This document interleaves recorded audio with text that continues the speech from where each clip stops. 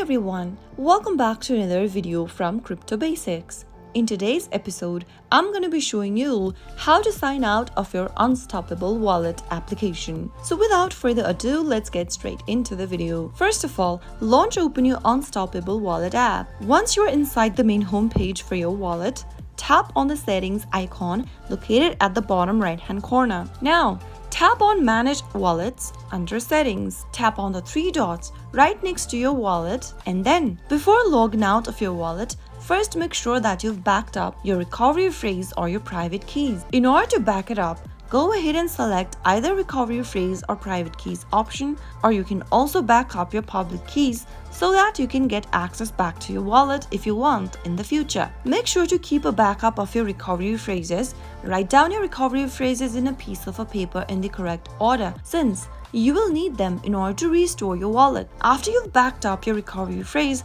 tap on Unlink Wallet option. Check both of the boxes and then tap on Delete from Phone. Soon after you do that, you will be able to sign out of Unstoppable Wallet and also unlink your wallet from the app. If you ever want to get back to your wallet, you'll need to import it by choosing the Import Wallet option and enter your secret recovery phrases. So that's how it's easily done.